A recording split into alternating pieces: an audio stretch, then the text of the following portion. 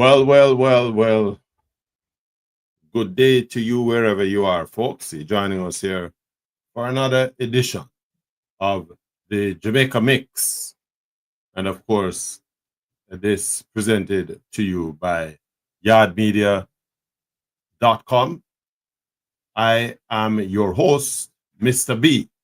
And today we want to take a look at the Jamaica's Financial Investigative Division's issue that has developed, which I have subtitled as the Dennis Chung Saga.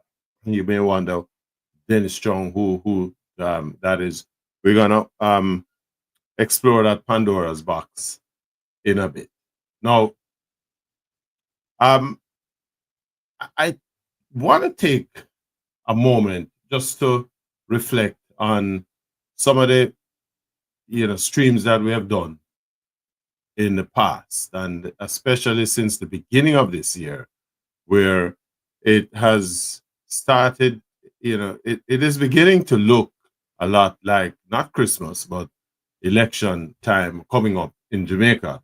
And so we seem to be doing all of the things, but not us per se, but from a political standpoint, the issues that are developing in Jamaica have largely taken on a strong political flavor. And with good reason. Come September, the parliamentary term of the sitting Jamaica Labour Party administration comes to an end. And so come hell or high water, Parliament has to be prorogued and the way made clear for national elections for Jamaica, certainly within the shortest possible time. And of course, the Jamaica Labour Party is the incumbent, and they have been having a mixed bag of responses from the public. And so people are beginning to wonder, where this whole process is going to end. One reality that we're certain of is that election is due in Jamaica. And of course, it would appear that, as the political climate heats up, more and more of the political throng basically sidles themselves up with their political party of choice, and that is every person's right. Jamaica makes the representations of itself as a parliamentary democracy, following on the Westminster model. There seems to have gone silent on this whole business of constitutional reform, and they basically moving to a sort of a republic style political management system in Jamaica, which gets rid of the British monarch as the head of the political affairs of Jamaica. Now, but be that as it may, there are multiple issues that are circling.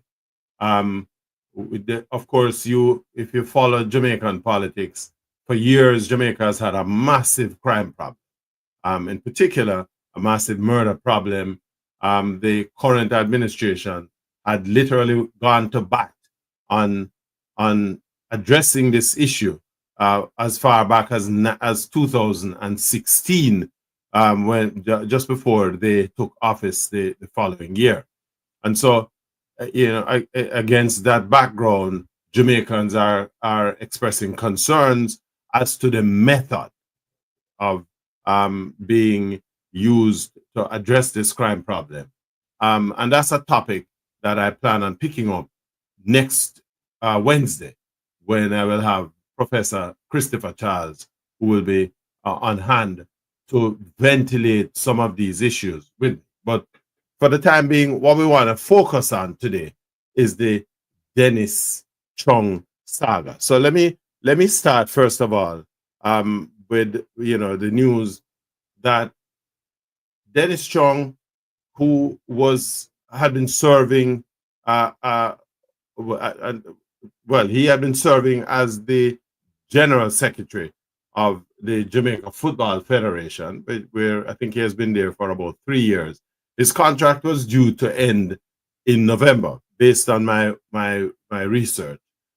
He decided to throw in the towel at the end of this month to take up a post at the Financial Investigative Division, or FID, as the head of this division.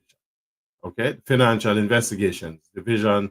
And so he basically is he has been appointed, based on all reports, to head this unit.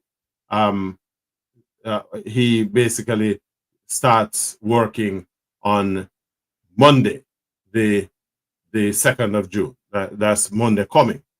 Now, his appointment, though, has produced a whirlwind of firestorm, rejection, if you will, from the public, and with good reason. Of course, the political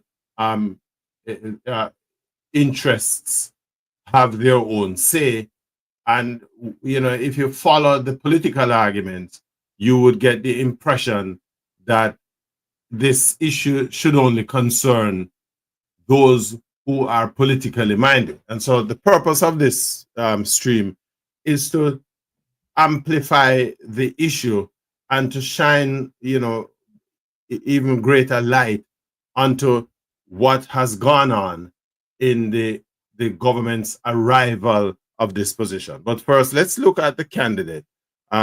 Let's first of all look at the FID and what the FID is really about, because I think it's important.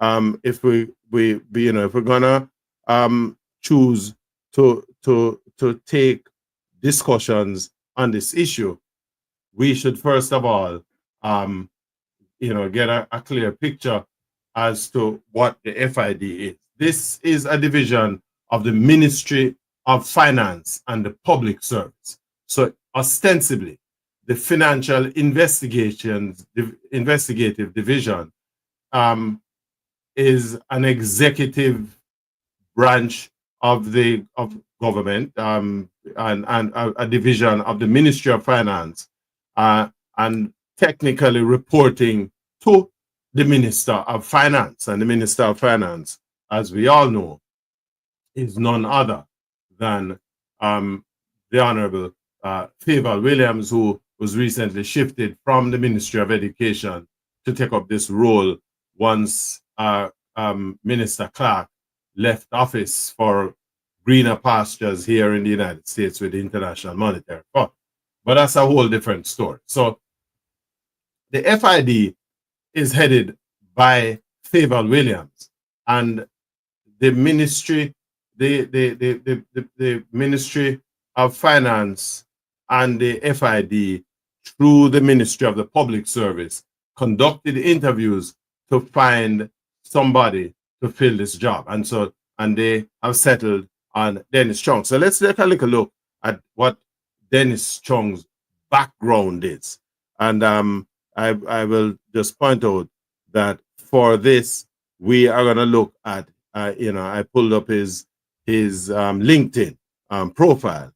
And essentially, Chung has been involved with aspects of government, if you will, for a number of years.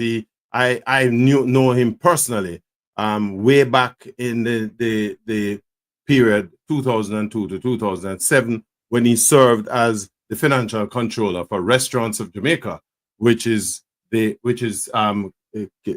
operators of KFC and Pizza Hut back in Jamaica. I knew him then. A financial controller, that is his role that I'm aware of. He has had several, you know, runs with different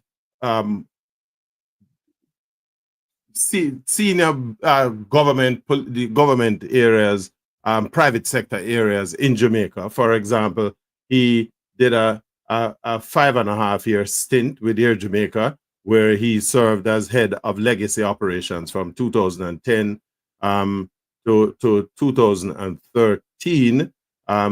That he did about a, what is that, 3-year stint there, and then he served as project manager for divestment. So he has been, his experience as an accountant is unquestionable.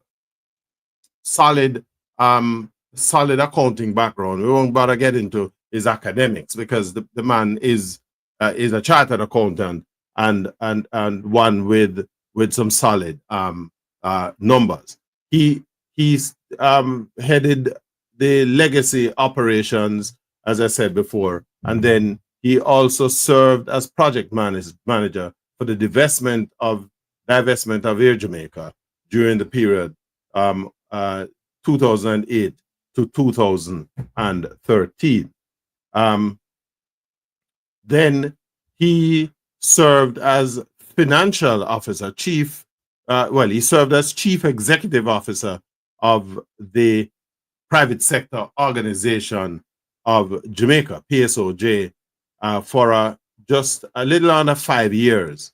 And between 2018 and 2022, he served as chief financial officer for Supreme Ventures Limited. Again, if you take a look, his background, loaded financial experience. So no one is going to attempt to question his his competence as a financial controller, financial analyst, and in general, a good man, a man who is committed to serving his country. Not a lot of people is prepared to do that, and I give him a lot of kudos. But of course, as you rise in the public sphere, you're gonna take the credit, but you're gonna take the licks that come with that as well.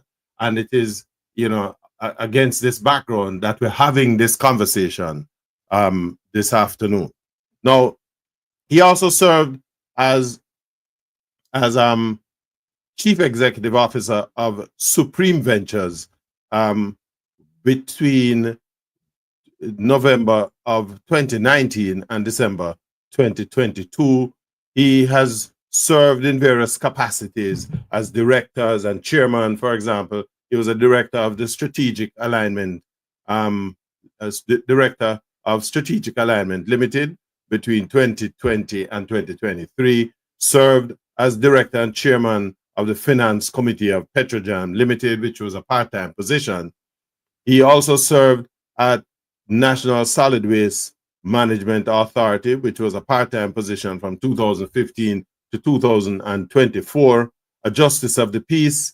He is also chairman of GK Capital Management Limited, a part-time position which he has held since 2017. And of course, we all know his most recent job was as Secretary General of the Jamaica Football Federation, a full-time activity which he has held from 2022 up until he demits that position at the end of this month. He is a council member of the University of the West Indies, Mona, and that's a role he has occupied since 2023 and still continues to hold. He is chairman of Wigton Wind Farms Limited from 2024 to date. He's director and chairman of Audit, Risk and Compliance. Again, a position that he held from 2020 to 2024. This is at Wigton Wind Farm. And he's also chairman of the board of the Office of Disaster Preparedness and Emergency Management, a part-time position. So Dennis Chung has been, serving Jamaica. Let's be clear, because sometimes we take licks after people without record. Not a lot of people does is willing to serve them country. And so he has. Now, we may argue about his motives, and I'm not going to impugn any motive here beyond just looking at the role and the connotations, but I'm not impugning anything, right? I'm giving information so people can, make substantial arguments. Now comes this job of the head of the Financial Investigative Unit. Now, this position has been vacant since 2024, mid-2024.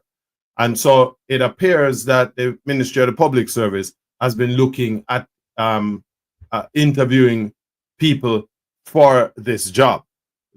The Financial Investigative Unit, just so we shed a little more light on how that operates, because we live in an environment where the business, as a small country, we are subject to the vagaries of the international criminal agencies.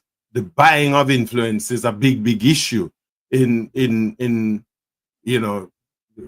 Americas in particular, and the whole spread of transnational criminal activity and the billions of dollars of questionable money that comes from those enterprises.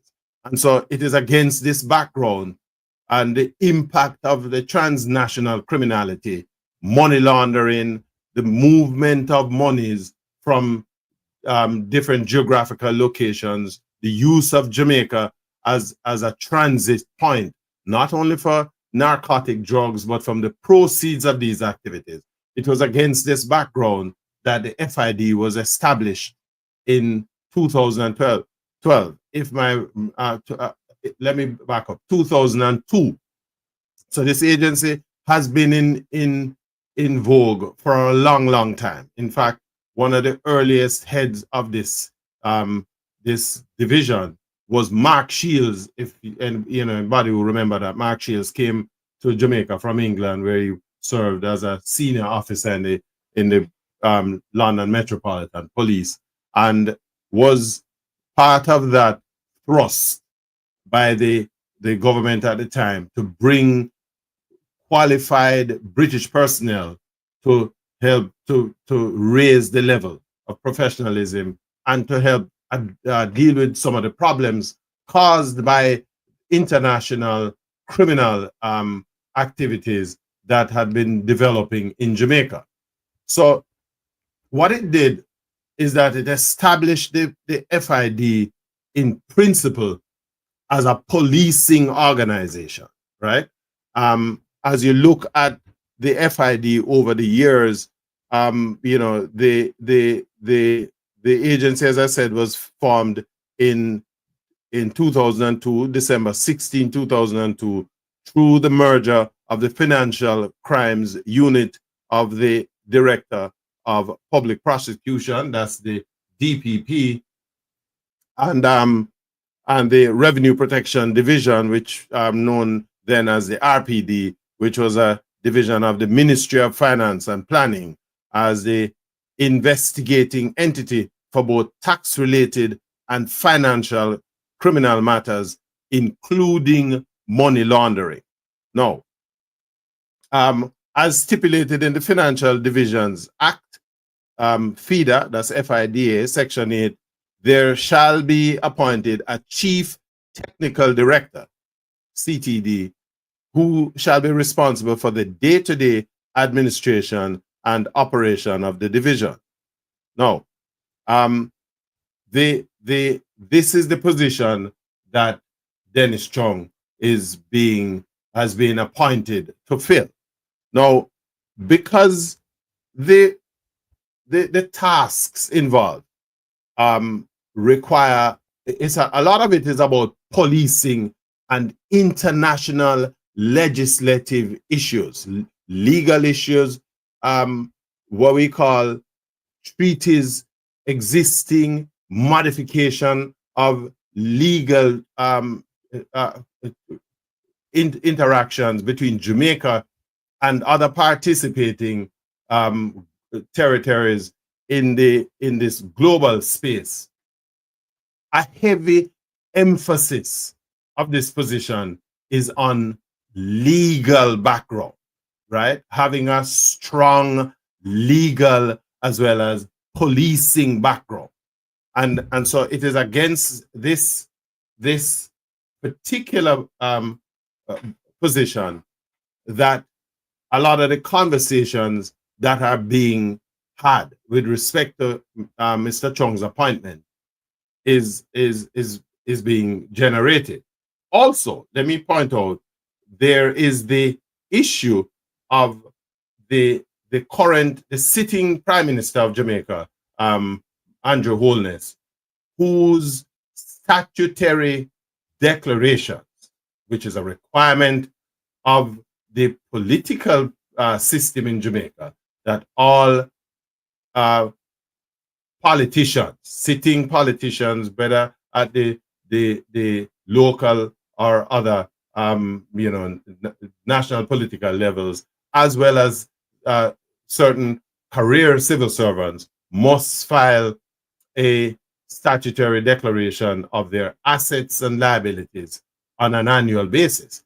And it is well documented that there has been disfavor between the sitting Prime Minister and the Integrity Commission that the current administration established all the way back in 2017, that there has been disfavor between them both, because Mr. Holness's statutory declaration is deemed by the Integrity Commission, whose responsibility it is to sign off on these documents. They have claimed that the elements in the Prime Minister's documentation requires clarification that they're unable to apparently find favor with the Prime Minister on. And in my opinion, nothing is wrong with that. If there is disagreement between the two, you need to sit down and work it out. The problem is that the Integrity Commission has subsequently forwarded the questionable documentation to nowhere else but the Financial Investigative Division, right?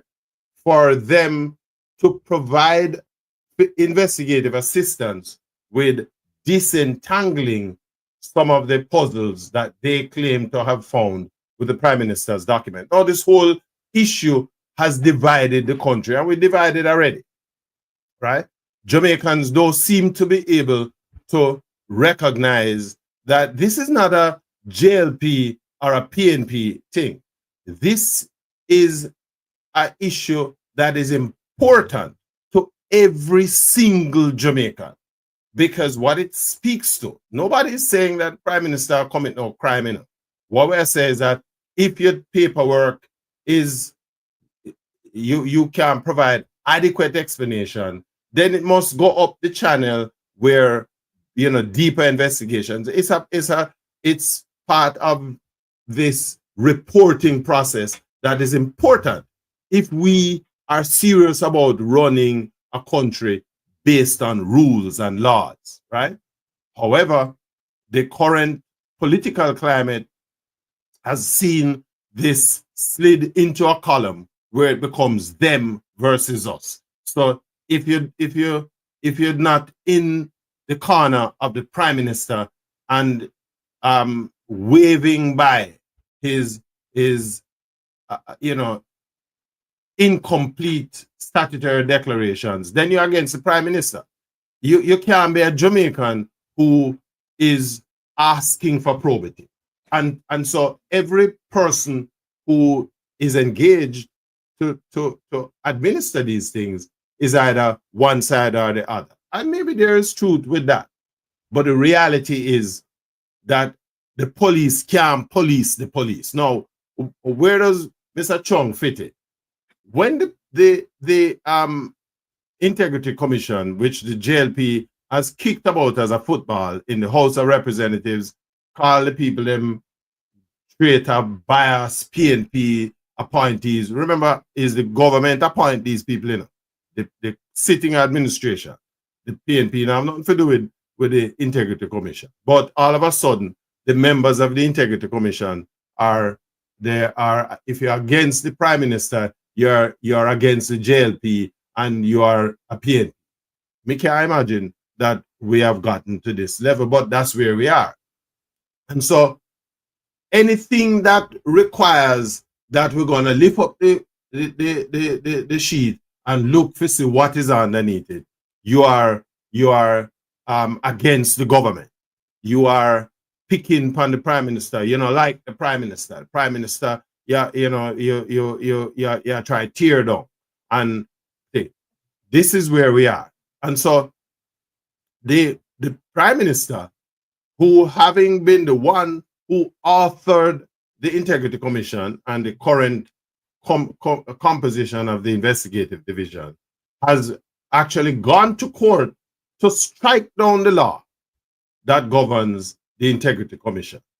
And so the question that arises now is, with his paperwork sitting on the desk of the Financial Investigative Division, and is it a case where there's a fear of what any serious probing is going to unearth? Why this sudden Nicodemus move in the dead of night of the appointment of Dennis Chung?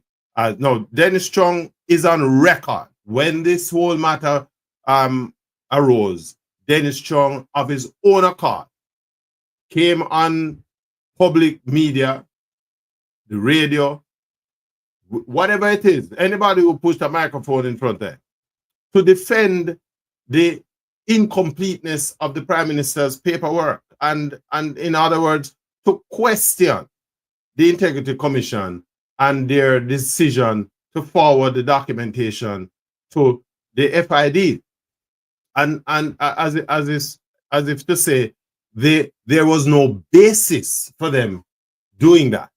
And in other words, playing to the gallery that seemed to say, if you are calling out the PM or any sitting member of Parliament whose paperwork is subject to this level of incompleteness, that you're against it. Because when the arguments that he presented is to suggest that there is no basis on the part of the Integrity Commission to be taking the positions that they chose, the route that they chose. And so when news broke that the government, through the Public Services Commission, had appointed Dennis Chung to this position, people have expressed their concern, and and there is every right that people should express those concerns, because what it says is that it's clear that what is happening here is that the government, something is going on, right? Dennis Chung, by virtue, first of all, of his wading into this discussion when it never concerned him, is now going to be the man who is going to be responsible for looking at this thing. And even if you are blind, totally out of kilter with your thinking, right? It is almost inconceivable that one who, without being asked to provide a defense, is now being required to be the same person who is going to adjudicate this particular issue. And clearly, this should have disqualified him from this job. Now, whosoever made this decision to appoint him in my opinion, ought to get them head examined.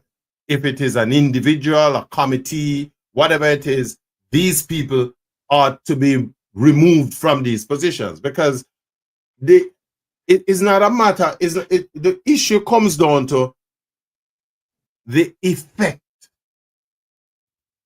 of the optics on the issue in and of itself, right? A man who has so fervently defended the non-compliant behavior of our Prime Minister cannot be expected to be looking now at this particular issue. There can be no confidence on the part of the members of the public who has a non-political interest is going to be satisfied with that. And so from that perspective, it is my view that Dennis should recuse himself from this job, because he disqualified himself when he waded into the thing. Now, let me go further. Of course, there are several organizations that have expressed the same kind of concern that I'm raising here. The National Integrity in Action and the Jamaica Accountability Meter Portal have all raised their concern about Mr. Chung's appointment to this position, right? Like myself, we will recognize that while Chung is a qualified chartered accountant, there are no known indicators of prior experience on Mr. Chung's part in complex forensic investigations involving politically exposed persons, including the Prime Minister, who he openly defended, or any exposure to leading or managing law enforcement or financial crime teams working in anti-money laundering or asset recovery fields, or navigating cross-border mutual legal assistance or financial action task force based on the Egmont standard. So now, one of the other things that we learned as this issue became more and more public is that the government took a position to change the regulations, the requirements for the job, right? And so what they did, according to the Gleaner report when was this? In fact, the Gleaner report of today's date stated that the law enforcement experience was cut from the requirements during a search for a new FID head. Now, this is a major issue, given the sensitivity of the post itself, the kind of levels of exposure. It's almost as if you're saying, so we're looking for a brain surgeon. We're looking for a brain surgeon who is a doctor, a surgeon, but we will hire a general practitioner because he is a doctor, right? Now, as one of my viewers has raised a couple of points. He said the number of concerns. He has a number of concerns. Farmer George here. He says the haste to redefine the job requirements. 1. 2. As a technical director, he will now have to communicate with Interpol, Scotland Yard, and FBI, etc. in law enforcement language requiring expertise in that area. Chung has antecedents that indicate a level of partisanship that nullifies his professionalism. And I could not agree with you more, Farmer George, that Chung's wading into this issue. Now, there is a saying, that person always christen and pick me first. And Chung has essentially made his bed with the ruling administration. And nothing wrong with that, because everybody have them political preference. If you know, but the reality is, if you are desirous of serving in sensitive areas, you can't articulate a position that defends an issue that runs contrary to the national position or what is in the best interest of the country. And then to accept this position, those who have hired him ought to be fired. And in my opinion, the position, the appointment ought to be rescinded and a new search be done to find somebody, even if you have to bring them in from Mars, to deal with this job, because Dennis Chung don't qualify. First of all, Dennis Chung don't know, unless he get a ticket from a policeman, despite all of his service at the national level, he not qualified for this job. Period. There's no question about that. No qualification. He have all kind of accounting qualification and accounting experience. There's no question that. But this job is not an accountant job. This job is a police job. It's an investigative job, a job that requires forensic police investigation, right?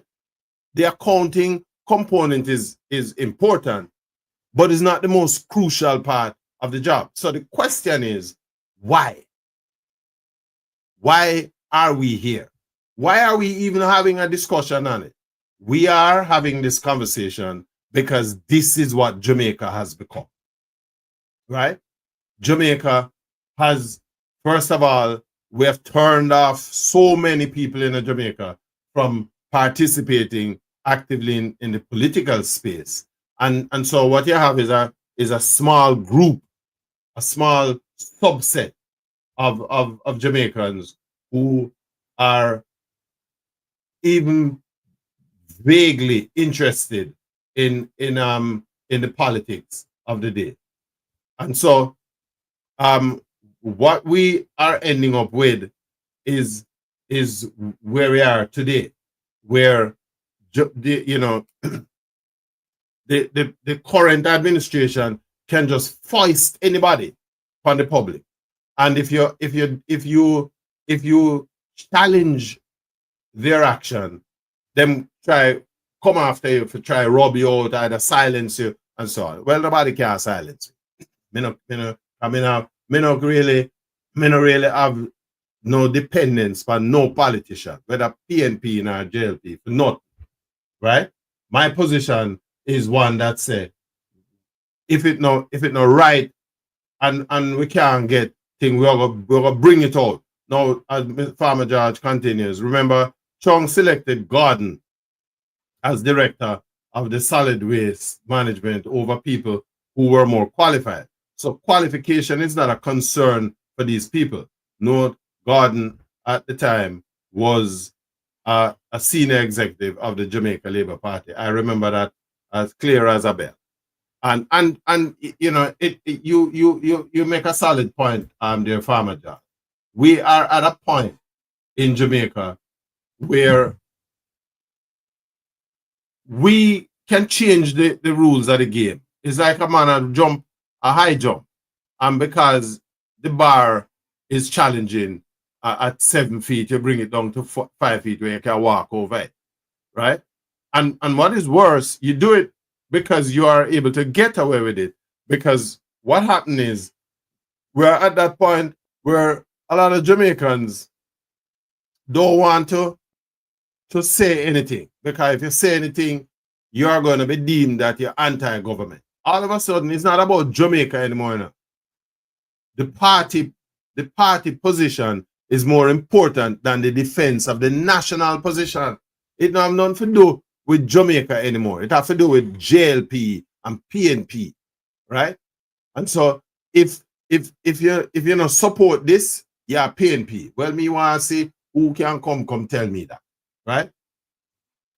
Jamaica will have to become more involved in this process. Jamaican people need to get up and raise backside, because this should never be allowed to fly, right? Now, Dennis Chung may be an expert finance man, but in my opinion, after having looked at all sides of this discussion, I am satisfied that this is not just nepotism at work, this is corruption. This is an effort on the part of the people who are administering this thing. As Derek Dodd said, it is always political. It is unfortunate, but Derek, you are correct, right? Everything comes down to politics. And in a country where we have managed to tune out a substantial portion of the electorate, right? This is where we are. And so we need to call a halt to the proceedings. Now, I owe no brief for neither JLP nor PNP. My brief is for Jamaica. And anyone out there who has the same kind of interest, the defense of the guardrails that protect the nation state of Jamaica, that is where I support, right? I note the responses from the opposition benches, the political opposition benches. Their arguments may not be strong enough politically, because I suspect that that political leadership is, even though they are political, are trying to have a balanced debate on this issue and hoping that they can get more people to become a part of the discussion. Bruce Golden fired the PSC when they refused to hire the person he wanted for Solicitor General. PSC has become a rubber stamp for Jamaica House. That's the PSC is the Public Services Commission. You know, these are issues that we need to be talking about as Jamaicans, right? Unfortunately, not enough of our media personnel or journalists are prepared to either A, do the kind of investigative reporting that is required, and B, them not prepared to come out and talk out against some of these political figures for fear of reprisal, for fear of, you know, not having the kind of access that they would like to in the conduct of their work affairs, or even to get invited to the cocktail parties that these guys throw. And so against that background, information becomes the casualty, right? And the information and the whole conduct of discourse, worthwhile, meaningful discourse, that is what suffers. And so Jamaicans are left in a position of ignorance. Where is the gumption that we had? The Jamaica I grew up in the 1970s and 1980s. This couldn't happen. This could never happen. But, you know, for what it is worth, we are where we are. Well, my ask of you guys out there is to use the platforms that are available. Most of us are, you know, on social media platforms. And this is not taking a political side. I don't want nobody to think, say, that you know, what we are doing, we are call out the thing there. We recognize that there are challenges, that there are problems. But unless we are prepared to take these on, it will only continue. And Jamaica, in the long run, is the space that suffers. As Derek Dodd says, this is just one idea against a different. At the end of the day, the people can take the situation to the polls. Excellent point, Derek. And so we hope that, you know, it is clear that we are galloping towards national elections, it is clear that one side is doing everything to obfuscate, if you will, right? To cloud up the issues so that either A, you turn off more voters so that your side, the people who are going to support you, will come out and take, right? Farmer George says, we don't know the list of finalists for the job. We don't know why Chung was seen as a superior choice. They brought this cloud onto themselves and the Public Services Commission as questions to answer. Well, Farmer George, we have to raise up these questions. We have to initiate this kind of discourse because these people are not an end. They're not report to themselves. And if it is a case where there is a weight on the thing, right? And people are putting them thumbs on the scale. We are going to have to do something about it, right? And it start now. This can't continue, right? We need to know. Normally, these processes are done in secret, if you will.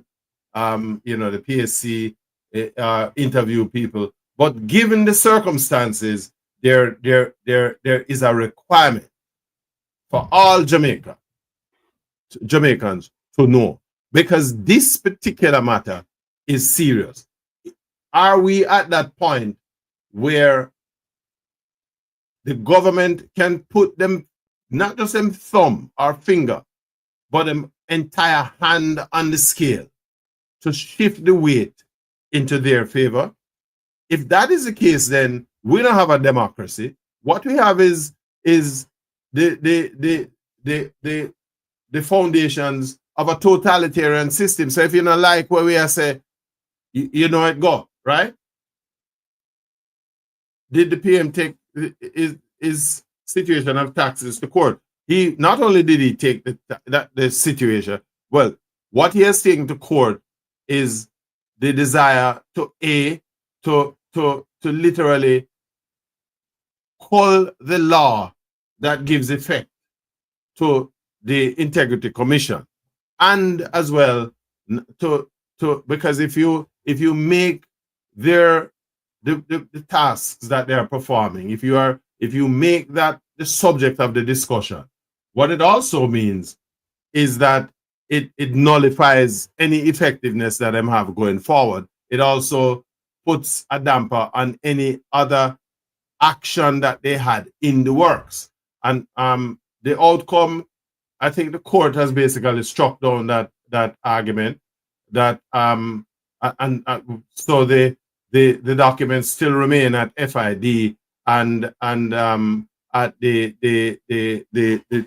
two government agencies charged with looking at those documents. As one person said, for all we know, Chung might have been the only candidate with a wink and a nod. It's a reasonable speculation. I don't want to make it, but you know, I'm responsible to just share the information out there. The reality is we need to know who the other candidates are. The bottom line is we need to understand why the central elements of the job itself were removed from the law enforcement component, right? 12 years experience in law enforcement, 5 of them at a senior level, was listed as one of the requirements for the post of Chief Technical Director of the Financial Investigative Division when it was first advertised late last year. Remember, the person who had headed this operation left somewhere around July of 2024. And so when the post was advertised, a review, the Gleaner had done a review of the public notice that was presented in advertising for the job. These components were listed. Horace Duffus also asked the question, what is going to happen in 72 hours because we are still waiting? Strike some balance. Both things are running at the same time. That's an excellent point, Horace. I think what we need to do, 72 hours, I think ends, where are we? Monday, Horace. So let's see what happens. I suspect that there is going to be a court action, and the court is the arbiter for all of us as Jamaicans. If we are wronged, if a wrong is being committed against the population, we have a right as Jamaicans to seek redress through the courts. I think the current opposition has thrown out that put out that 72-hour ultimatum, and so what we have to do is to wait, right? We need to see what happens, because if one would hope that if Mr. Chung has any integrity, I have to use that word, because this is a matter that speaks to integrity. And if he has any integrity, he would recuse himself from the position, right? Derek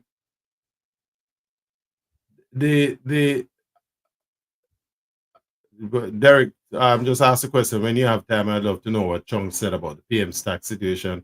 I recall where he stated that the situation was now with the court, so I'm not sure Dennis made any judgment on the PM. I know I haven't followed this like you guys. Well, Dennis basically said that essentially, and I don't want to misquote him, but in a report that in fact I did put something out there. Let me take a look at that, where and I'm gonna play this thing here. You may not be able to hear it, but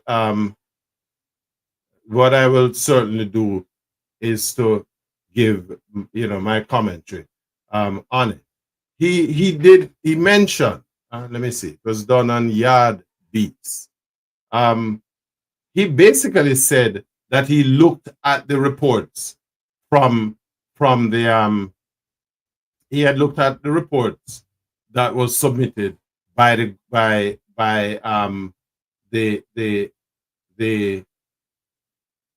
Integrity Commission for sending the matter to the FID, and he saw no basis for it. Those are his words, right? He didn't see the basis. He talked about the explanation of the monies that the Prime Minister was deemed to have been moving around over $400 million between one company and the next. In his opinion, and those are his words. This is not necessarily anything criminal. He was suggesting that monies can be moved from one company. Companies can guarantee the financing of another company. That the companies didn't, because there was also submission made to the Tax Administration Department with respect to tax liability, because the company never filed returns, and he was again offering his commentary on that. Some of the arguments have merit. There's no question about that. I mean, the man is an accountant, and I'm not questioning his ability as an accountant, but to weigh in on a matter that is still subject to investigation represents his input as a sort of muddying up the water, right? It's almost as if you are pushing for a particular response. You're literally influencing what the response is going to be, if it comes down to that. The reality is that nothing has been forthcoming since, and now he is the one who is going to be sitting in the chair to provide the answers to the points that he himself raised. And my view is that by advancing an opinion on this thing, at that point in time and then taking the job, right? It speaks to an integrity issue for me, right? And I think that is the concern that a number of Jamaicans have, right? I disagree with you. If the Prime Minister asks you to serve, and you know so this thing is inimical to the best interests of Jamaica, as a citizen of the country that you believe in, you step away. Mr. Prime Minister, you know, thank you for the offer, but under the current circumstances, this is not for me. And I wish you luck in finding a candidate that will take on the job. And think. Having commented on this thing in the from a position of conscience and integrity, I am right. And I agree with you, Derek, that he was hired because of his opinion. And so the expectation is that you will come in and provide a rubber stamp to these reports so that you can then face the electorate with hopefully a clean slate. I mean, I hate to take that kind of position, but there is not a lot of room left to you know, within which you can assess this. And so, you know, again, let me make this clear now. Dennis has served Jamaica in his own way. Granted, a lot of it is through politics, you know, on the periphery of the politics, right? And a lot of people, Farmer George pointed out some of the issues about things, right? Well, rubber stamp is kind of, yeah, that's kind of, essentially what is being hoped is that you get a clean bill of health from the agency, right? For me, that's a rubber stamp, right? Because you get the results where you want, right? And that is the thinking of most Jamaicans out there, right? That there is an attempt to get the kind of finalization that benefits you politically. And it's unfortunate. It's unfortunate that Dennis finds himself or has allowed himself to be pulled into this kind of playing field. But again, when you ride with the boy then, where are so inclined, this is the results that you all get, right? But you know, me personally would have hoped say a man of Dennis's ilk is bigger than this, right? Bigger than this. And so that good sense will prevail. You don't need to go to court for this. All you have to do is say, boss, you know something.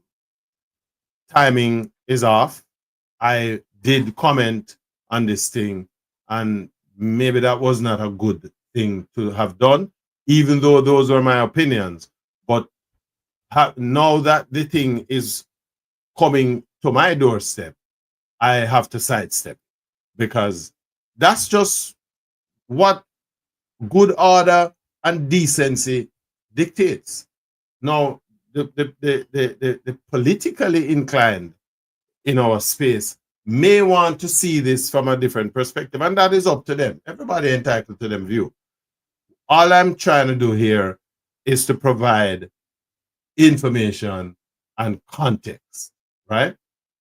I believe that Jamaica, bigger than all of this, I believe that there are still enough of us as Jamaicans who are grounded, right? I believe that. And so it is against that background that we're having this conversation. Margaret Sullivan, the Prime Minister didn't appoint Dennis, and he have more integrity than Mark Gold. Well, listen, even the dumb and ignorant entitled to them. Margaret, I don't want to give this comment no currency, but that's your view, and that's fine.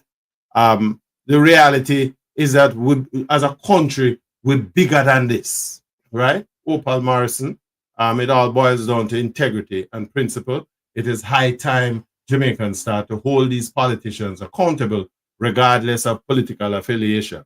Too much bribery and corruption is being swept under the rug.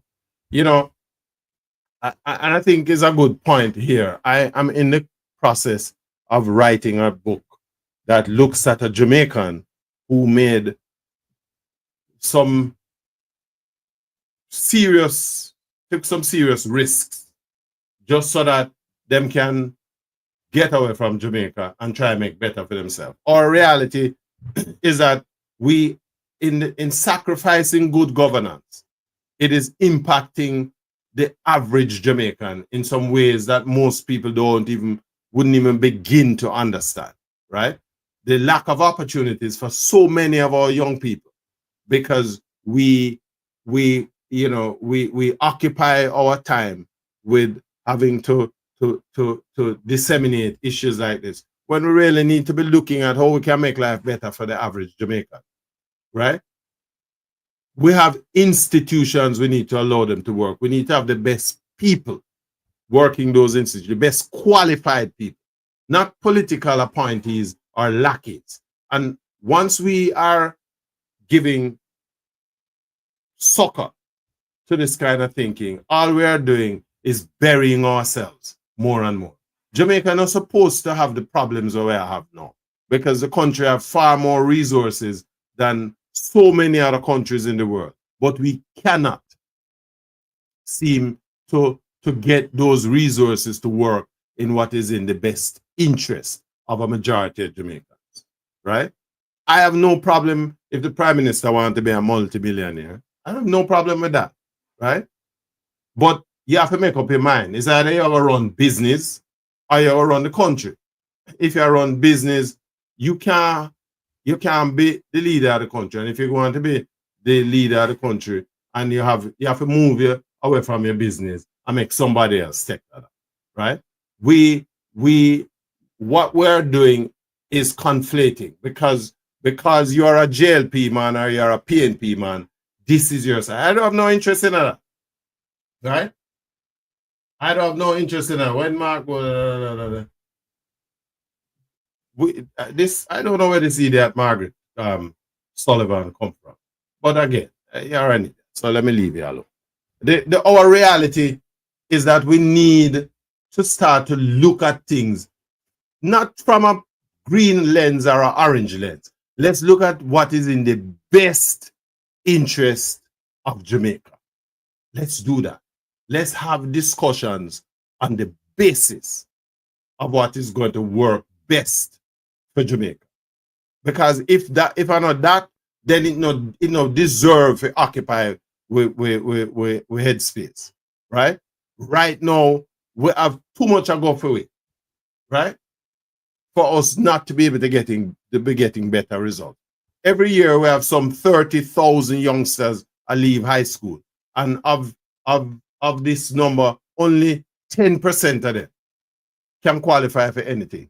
Why? Because we don't have enough money coming into the education system, right? Let us challenge those who choose to lead us to do the right thing, right?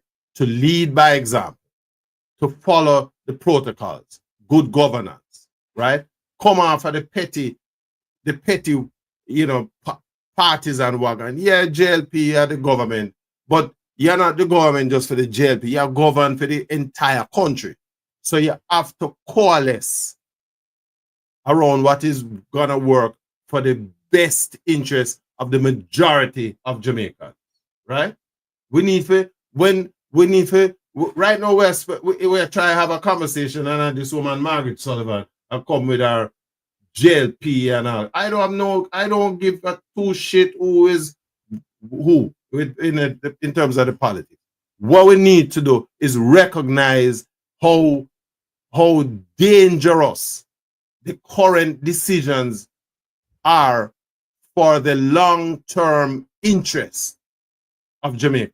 Because no other country that you have treaties with is going to take you seriously when we do what we are currently doing. And that is why I want to believe that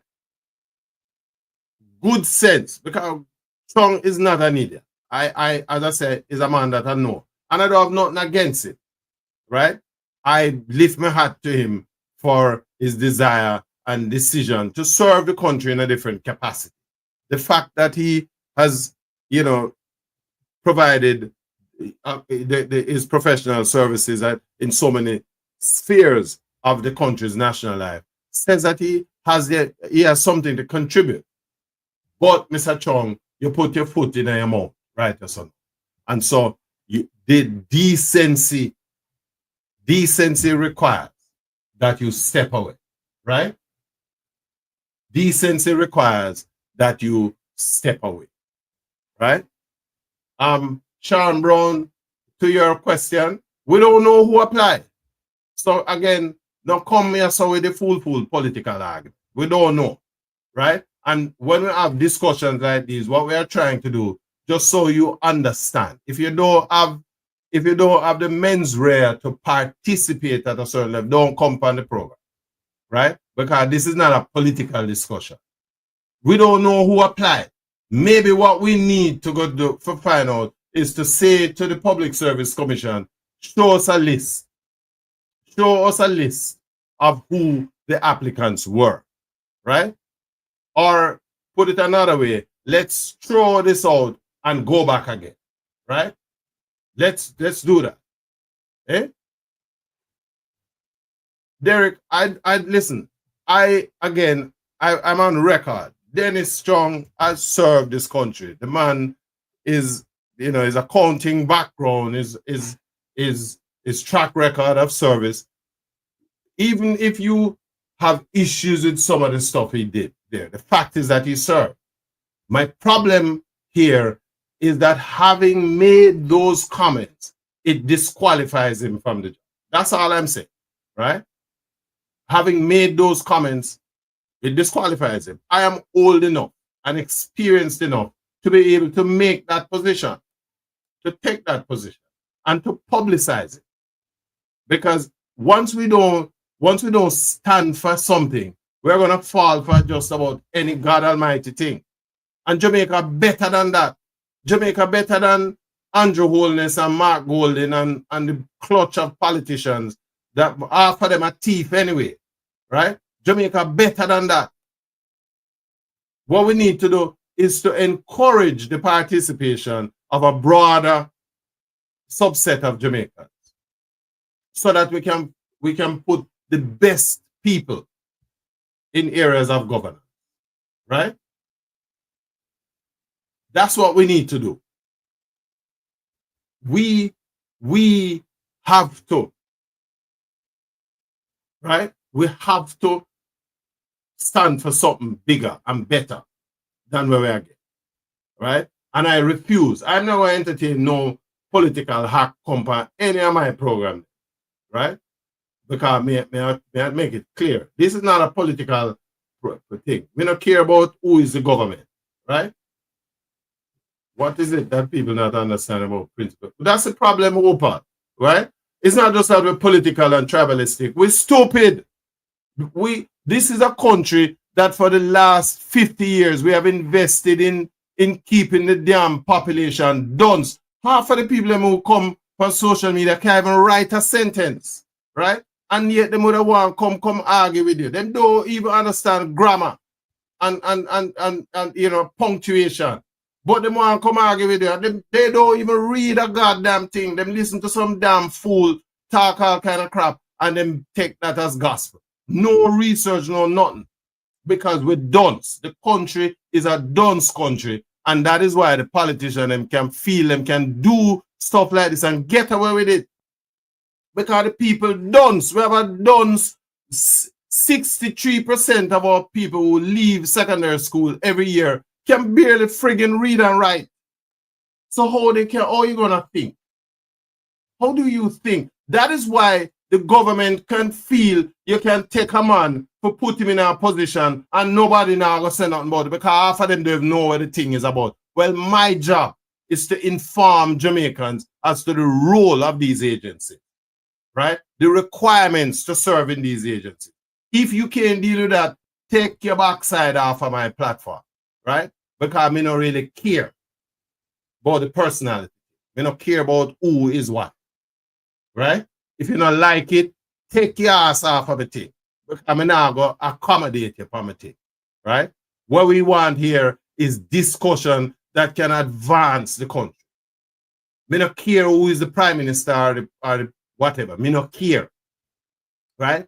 What me want is that when we put somebody up there, we're not supposed to start checking bank book and find out if we must siphon off the money. We're not supposed to be worried about that. Right? Because we put the best people up there. But as long as we have dunce and idiot, no wonder Trump will take away the vote from some of the people them up there, because some of them are fools. Them vote for him. Right? We have to go better than that. When we have them conversation, we have to be able to move away from the political tribalism and get to, as you say, Opal, objective reason, objective analysis and reason. Right? And it's not that we can't do it. We refuse. We're lazy. Right? Most people don't want to read nothing. So you listen to some fool attack because you think me no have no regard for no politician, you know. People call me irreverent. Me no care. Because me no own a politician, nothing. Right? So if me know say out there the fuckery, me can easily talk out it. Me no care. Me no afraid for loud you. Right? Me no afraid of that. So nobody can come here, son, come and if you come and try me run you off of my thing. Summit on. Let's have discussion based on issues and facts. Right? And let's come with solutions. Right? I take none from Mr. Chung. Mr. Chung get a work. But common sense say you can't take a word. Because if you take a word there, your name is mud. Right? Your name is mud. That's what it said. And nobody in Jamaica should take you serious. That's my view. And who don't like that, you know it go. Ease yourself off, I think. That's my position. Right? Let's start this process all over again. The PSC, maybe we need to run with them people because them clearly, or maybe we have a situation where the politician them are put them on the scale and tell the PSC who they must employ. If that is the case, make we know. Right? Let us know. Listen, Opal, whoever is your political side, you know, is your thing. Whether we agree, we don't have to agree upon the politics. We don't have to agree upon anything. What we need to agree on is that we want to have a sensible, reasonable discussion, right? If I don't have all the answers, so it is important to have dialogue. But when we have the dialogue, let's ease away the personality politics. Me not care about that. Me care about how we can make this better for Jamaica, right? Because some of the things say that because Holness are the prime minister and Holness are brighter than me for a million years full of Sunday. Him not brighter than me. Neither Mr. Golden. Him could have a degree till him drop off like leaf on a tree. You know, brighter than me. But if we pull all of these, you know, brain cells together, in the best interest of the country, we're going to find the solution that will get us where we want. And that's where we are. Right? Listen, it has been a pleasure having this discourse with you guys. You know, Opal said I consider myself a comrade, but I have no problem calling out their BS when it is necessary. And that is what we should always do. But I don't go down the road with it when we start to call one another name, you know, this and all kind of foolishness. That if that is where people want to come, no come by yasso. That's all me I say, Opal. You know how me run my thing already, right? Because if Mark Golden do shit, me have a light him behind just to see me. Me have a light anybody. So when them do something that is good, listen, me personally like Andrew Holness, I'm not afraid to tell you that. I like in interaction with the public when him out. But him have a whole heap of flaws too. I'm not afraid to call that out. That me I say. I may think that whatever this will go happen with the Dennis Chung thing, it's not supposed to happen because Jamaica bigger than that, right? And unless you're an idiot, you're not supposed to embrace this like say, I know nothing happen, right? I didn't have nothing because I not diss my prime minister. I not diss my opposition leader. Whether I vote for them here or not. Because they must serve the country. That's something what me now go do. Right? I me give them under them props because them take the decision for God. I know how easy thing. Right? Because you have man like me where me have my searchlight and my magnifying glass and me I look. Right? It's not an easy thing. But me not going to take no foolishness for nobody. Listen, it's a Saturday evening where we wish everybody a really great Derek last part agree with that there are many flaws with the PM. Yeah, but me like him, Derek. Me not afraid to tell you, right? Me when me see him sometime with him in PR stunt them out the street. Him look good and him people, resonate nice with the people. And that's a good sign, right? But that don't mean so when him just crap, right? And the flaw them a drop off and me or pretend because me like some of the thing him do. I'm not afraid to call him out. I find my name Jesus Christ. I'm not afraid of Jesus Christ now. So I'm not afraid of it. Right? So listen, it's a Saturday. Enjoy the rest of the Saturday afternoon, the rest of the weekend, folks.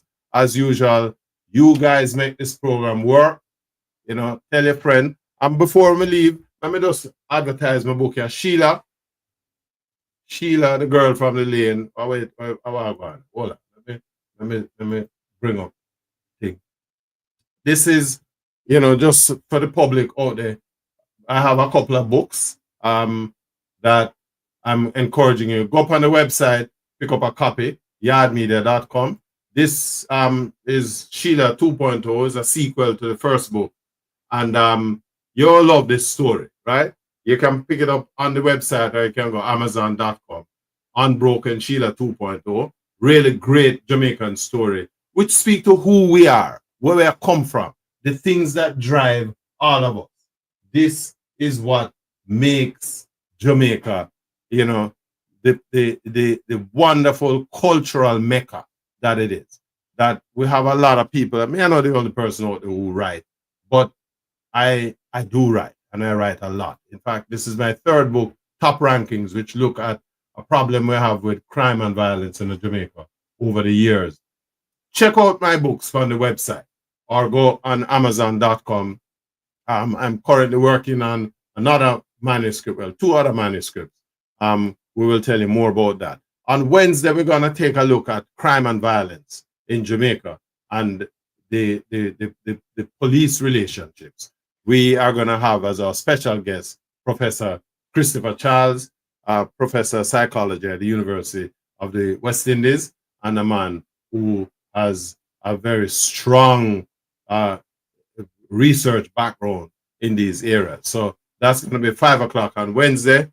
And until then, join us as well tomorrow, Sunday, for our Reggae Chronicles program, 2 to 4 o'clock. And of course, while you're at it, take a look at our website. Until then, again, have a great rest of the weekend, and thanks to you all.